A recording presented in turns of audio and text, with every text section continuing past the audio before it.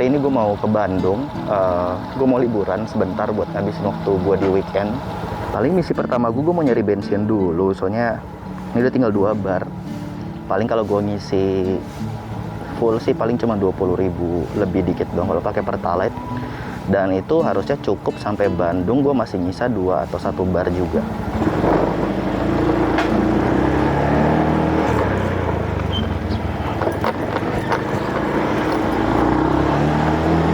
Gue berangkatnya agak kesiangan sih. Harusnya gue jalan dari jam 9 karena ke Bandung itu kalau motoran biasanya 5 jam kalau nggak berhenti. Cuman kan gue pasti bakal berhenti ya. Jadi kemungkinan jadi 6 jam kalau gue. Dan ngelihat dari traffic pagi ini yang udah macet banget, anjir pom bensin bakal rame ya. Salahnya gue keluar waktu orang baru pada gajian di weekend. Gue kadang agak ngerinya bawa motor di tempat-tempat padat penduduk kayak gini ya. Lu nggak pernah bisa nebak anjir. Orang lain tuh bakal bawa kendaraannya kayak gimana. Ada yang beringas banget, ada yang baru belajar langsung bawa ke jalan raya. Dulu pun waktu gue jatuh di Kerawang itu gara-gara ya ada orang idiot depan gue main rem mendadak. Mudah-mudahan nih yes, nggak terlalu rame, lumayan lah. Ini sekarang gue 2 bar 11.795 kilo. Oke, ini gue dapat sekitar 24.000 sampai full.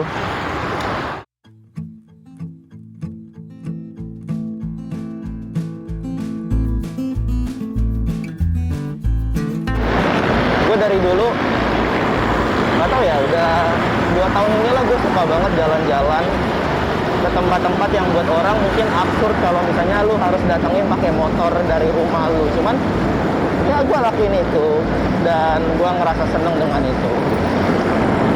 Kayak waktu dulu gue keliling Jawa dari Depok, gue bablas sampai ke Banyuwangi. Hampir nyebrang ke Bali waktu itu. Cuman waktu gue nggak cukup. Gue lewat jalur yang bisa dibilang agak sebetulnya lumayan terkenal, cuman nggak banyak orang yang lewat situ. Gue lewat jalur Cibubur Jonggol. Dari sana kan nanti masuknya itu kan ke Cianjur ya. Yang PR dari jalur Jonggol itu seingatan gue terakhir lah sana ya, itu kondisi aspalnya sih. Di sana itu kan banyak galian-galian batu. Jadi agak PR aja lewat sana. Apalagi kalau lu cuma motoran gitu, berasa banget di badan lu. Nah mungkin sambil motoran kayak gini, gue kan jadi ada banyak waktu buat mikir ya sepanjang jalan. Mungkin kita juga bisa ngobrolin 1 atau 2 hal mengenai motoran yang bisa kalian terapin kalau misalnya kalian pengen coba motoran juga kapan-kapan ke tempat-tempat yang jauh. Pertama gini, namanya motoran itu, apalagi kalau motor lu tangkinya kecil, PR-nya itu selalu di tentang konsumsi bensin sama nyari pom bensin. Gimana strateginya supaya bensin yang lu punya itu bagus-bagus cukup, bisa sampai lokasi tujuan lu. Tapi kalaupun enggak, ya seenggak-enggaknya lu nggak bakal kehabisan bensin di tengah jalan. Kalau gue dulu biasanya tuh setiap kali ke tempat-tempat baru ya, kalau ke Bandung ini kan kayak gue udah sering. Tapi tiap kali gue ke tempat baru, gue selalu pelajarin dulu di sepanjang rute yang mau gue ambil, jalan itu, kira-kira ada berapa banyak pom bensin. Dan jarak antar tiap pom bensin itu berapa jauh. Nah, tapi bicara konsumsi ideal juga nggak semudah itu ya. Ambil contoh misalnya kalau gue selalu ngebawa motor di trek menurun kayak tadi, ya jelas konsumsi bensinnya juga bakal lebih irit karena gue bakal lebih sedikit narik gas. Nah di lain sisi kalau misalnya trek yang gue kebetulan lewatin itu kayak begini nih, agak nanjak, terus waktu gue ke puncak atau ke Lembang, ya konsumsinya bakal turun gitu. Makanya selain lu harus punya strategi yang jelas masalah konsumsi bensin motor lu juga harus punya strategi yang bagus terkait gimana cara lu ngebawa motor lu. Dalam hal ini gue ngomongin masalah ngegas sama ngerem. Misalnya kalau di situasi jalanan kayak begini, lu nggak usah buru-buru kayak pengen ngegas pol, habis itu tiba-tiba lu ngerem mendadak lagi. Kerja motor itu paling berat ketika dia baru pertama kali gerak dari keadaan diem.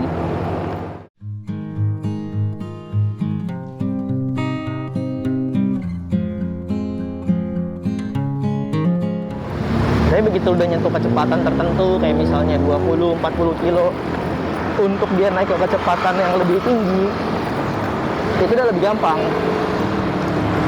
Makanya di jalan-jalan di mana lu ngerasa bakal ada sering berhenti kayak begini nih, orang motong, lu bawa pelan, supaya lu nggak perlu ngerem terlalu banyak sampai motor lu berhenti total. Gue udah nyampe di alternatif Cibubur. Ternyata tadi pilihan yang tepat sih buat gue ngelewatin jalan-jalan kampung. Nah, yang selanjutnya ini yang nggak kalah penting ya dari tentang gimana cara lu ngejaga biar konsumsi bensin lu ekonomis. Itu juga terkait dengan kesehatan motor lu. Yang orang-orang mungkin udah tahu jelas itu kan oli ya. Oli sebagai lubrikasi buat mesin motor lu. Kalau misalnya olinya kering atau udah lama nggak diganti, mesin lu bakal cepat panas, dan kalau mesin lu cukup panas, bensin lu bakal lebih boros. Nah, tapi hal lain yang juga nggak kalah penting buat lu perhatiin, itu ban. Banyak banget orang tuh cuek masalah ban. Either dibiarin sampai botak banget, atau dibiarin kurang angin. Kenapa bisa kayak gitu? Ya, coba aja rasain sendiri deh pas motor lu misalnya lagi kempes bannya gitu. Terus lu coba dorong nih. Pasti bakal lebih berat ketimbang biasanya lu ngedorong motor lu ketika bannya itu anginnya cukup. Aduh, nih apa lagi? Lu ngalangin jalan motor, minggir.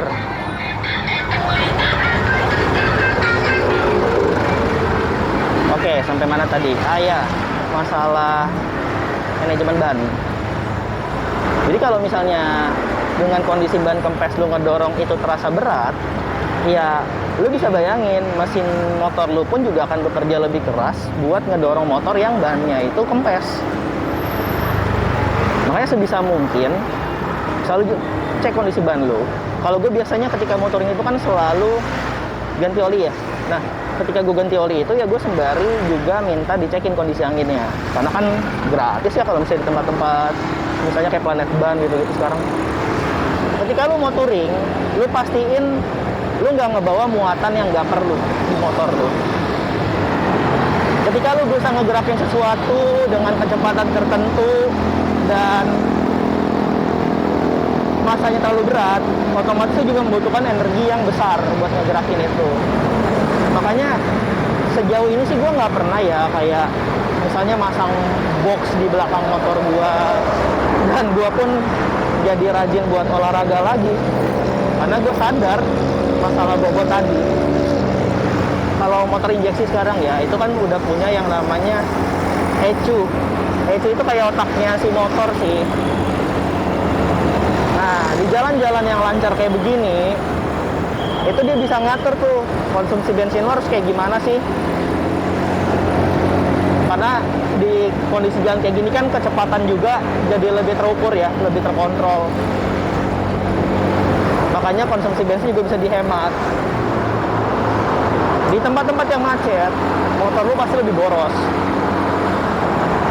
Nah, kenapa bisa kayak gitu? Karena di tempat-tempat yang macet, walaupun motor lu itu nggak bergerak, tapi kan mesinnya itu terus bekerja. Karena mesinnya itu terus bekerja, artinya bensin itu terus dikonsumsi sama mesinnya.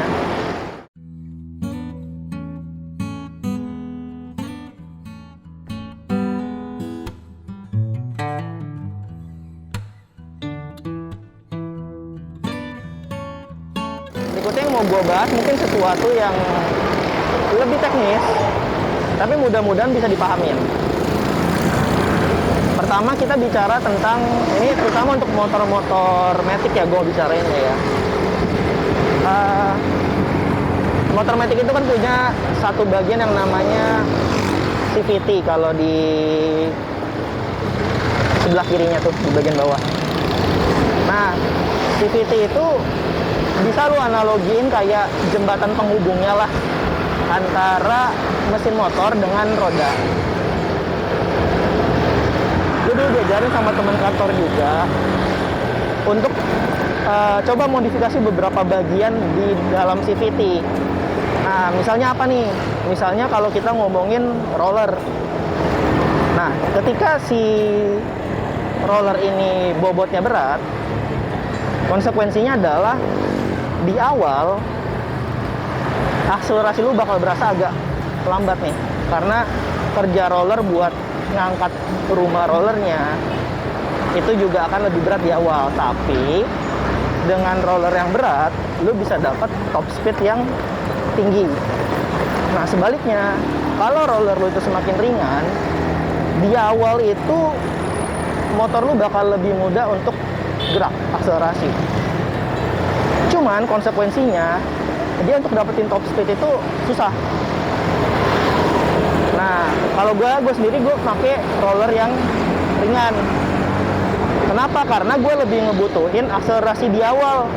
Di touring-touring kayak gini, gue sering banget nih ketemu kayak truk di depan nih.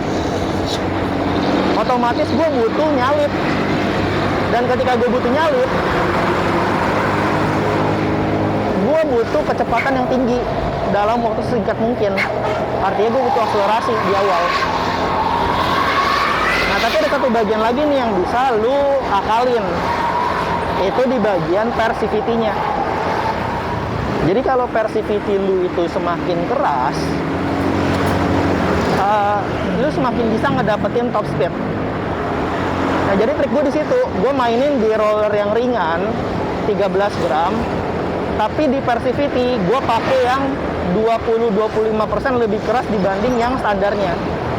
Seingat gue standarnya beat itu ada di 1000 RPM untuk tingkat kekerasannya. Nah, yang kemarin gue beli itu kalau nggak salah di 1250.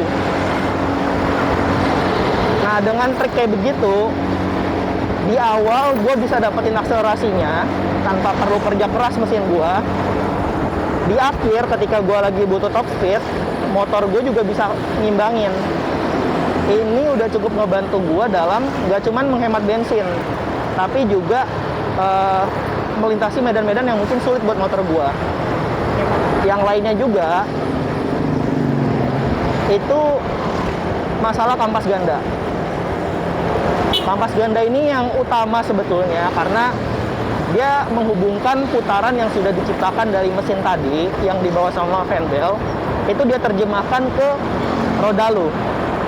Nah, kalau misalnya kampas ganda lu itu udah tipis banget, udah lama banget nggak lu ganti, atau mungkin udah terlalu licin ya, otomatis kan ketika mesinnya bekerja keras, gerakannya itu nggak terjemahkan dengan sempurna ke ban lu, outputnya nggak seberapa. Kalau gue sendiri, gue ngeganti si kampas ganda gue yang lama itu ke yang spesifikasinya buat orang-orang racing atau touring. Bedanya langsung berasa karena ketika gue lagi nge-standar dua motor gue dan gue starter, motor gue ini udah kayak motor kopling, jadi putaran yang diciptakan dari si kampas ganda itu langsung terjemahkan dengan baik ke roda motor gue di belakang karena cengkramannya itu kuat. Ada part di CVT kayak mangkok gitu yang nutupin si kampas ganda. Nah, gue sendiri make modelan yang bolong-bolong. Dan modelan yang semacam ini nggak cuma ngebantu lu dalam ngejaga kebersihan CVT lu, tapi dia juga ngebantu lu dalam meningkatkan cengkraman tadi itu yang gue bilang. Jadi kalau cengkramannya bagus, putarannya optimal. Sekarang kita ngomongin bagian sebelah atasnya, throttle body. Satu, lu memastikan bahwa di bagian filternya rutin lu bersihin. Karena kan filter ini yang ngebantu menjaga kualitas udara yang masuk ke mesin motor lu untuk proses pembakaran. Kalau kualitas filter lu itu jelek, udah terlalu kotor, otomatis bakal ada banyak kotoran yang masuk ke dalam sistem pembakaran lu. Dan sistem pembakaran yang kotor otomatis itu juga ngebikin kerja pembakaran lebih berat. Nah, setelah filter, lu juga harus pastiin kebersihan throttle body untuk dia itu kan part yang umum dipakai buat nyemprotin bensinnya di motor-motor injeksi. Jadi kalau throttle body lu itu kotor, kadang pembakaran itu jadi nggak optimal. Kebanyakan masalah motor yang dia suka tiba-tiba mati mendadak di jalan itu karena throttle body-nya itu nggak dibersihin.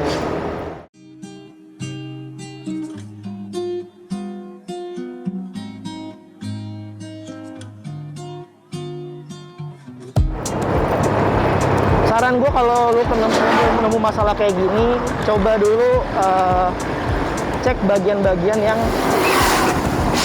remeh-temehnya. Karena kalau lu ke bengkel yang sembarangan, bahkan di bengkel-bengkel resmi aja ya,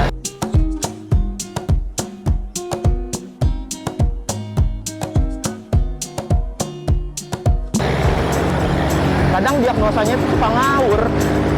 Nih, by the way, gue udah masuk daerah Cilengsi ini. Udah lebih hijau dibanding sebelumnya. Pas di alternatif Cibubur. Nah, ini kenapa sih gue suka jalan-jalan area sini ya? Lebih nggak macet aja ketimbang jalur-jalur misalnya kayak gue lewatin Puncak, lewatin Cikampek, Purwakarta. Gue lebih nyaman ngelewatin daerah yang bisa gue bilang kayak jalan tengah gini lah.